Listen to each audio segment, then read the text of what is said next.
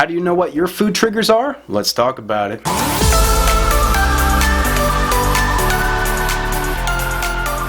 Hey health heroes, welcome back to Adamimmune, the channel about helping you improve your autoimmune health naturally. And today I want to answer a question that I get all the time. So this is a question from Oh Hi.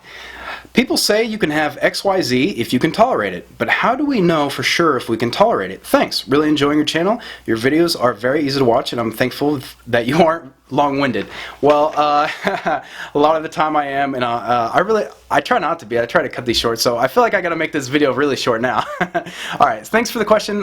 So yeah, let's get to it. You're not gonna know what your food triggers are when you first start out on the AIP, any elimination protocol, because your inflammation is gonna be too high to notice. You wanna do the AIP for as long as it takes to notice your symptoms, okay? So this is gonna look a little bit different for everyone, but when you first start out and you eat like a banana or a blueberry or a grape or let's say a nightshade or anything you're sensitive to, you may not notice that food right away, okay? And that's because you have built up a tolerance to these foods, right? You've been eating these foods for a long time and your body is just used to it, and you're having so many different symptoms coming from so many different places. There's no way to pinpoint that, all right? I couldn't have done it. A lot of people can't do it. There is one example where you can. I am so sensitive to nightshades that was my first thing that I cut out. Even when I was regular paleo, I cut out nightshades because I just knew they messed me up. Like a little bit of chili powder or paprika or cayenne pepper or whatever, any kind of peppers or even potato. I wasn't as sensitive to potato as I was like the peppers and stuff, or like eggplant or ashwagandha or goji berries or what, all those nightshades, ground cherries. Those are all nightshades. So I was very sensitive and I knew I had to cut those out. Like I just knew, like they were causing me huge digestive issues. Like I had bad acid reflux, like the worst. I was on medicine. I went and seen a specialist, a gastroenterologist. It was bad, all right? I went to the hospital I went to the ER over it. Really, anyway, so let me just say, you may not notice though, okay? For a lot of different people, some of these symptoms are going to be very low key.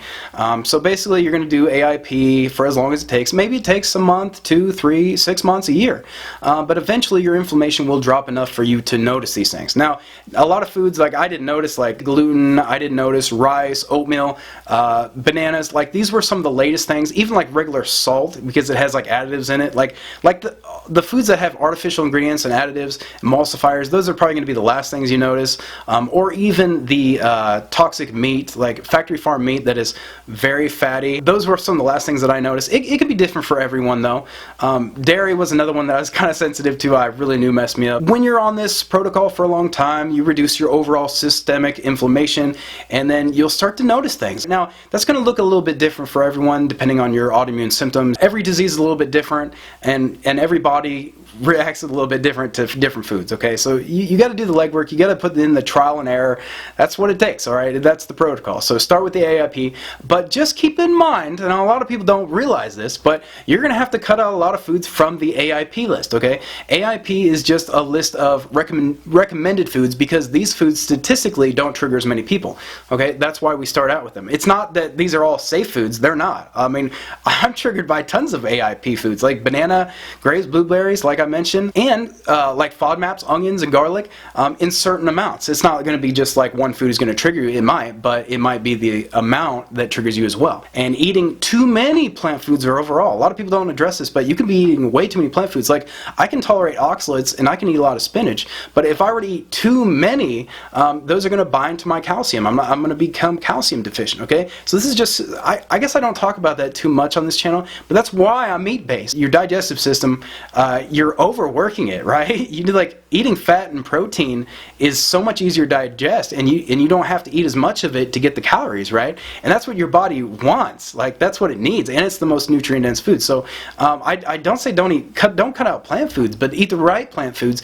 and eat them in the right amount. Don't eat too many of them, okay? Anything in the right dosage is toxic. It's poison, especially eating lots of phytates and anti-nutrient foods that bind to the nutrients in the food, in the nutrient-dense foods we're eating, and keep us from actually utilizing those chemicals found in plant foods that don't want to be eaten. We shouldn't be like overeat them. Like in nature, we wouldn't have been able to eat all these plant foods in excess all year round, right? We would have had a time to fast.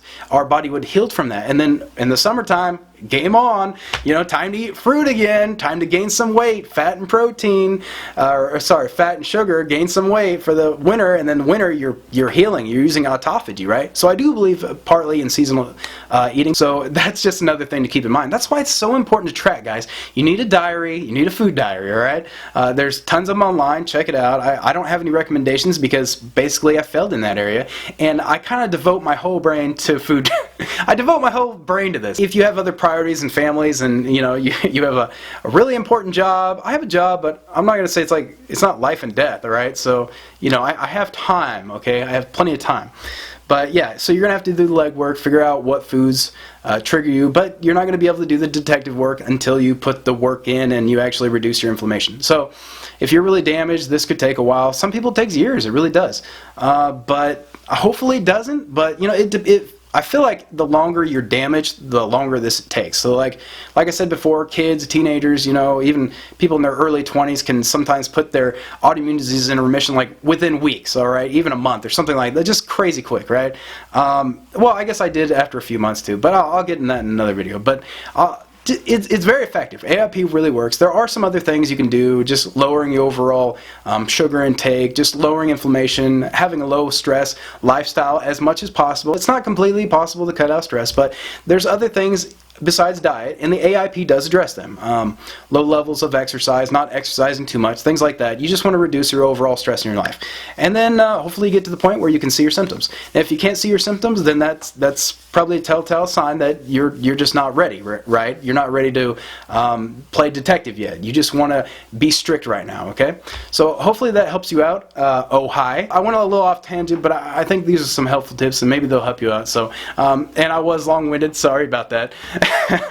Thanks for watching. See you next time.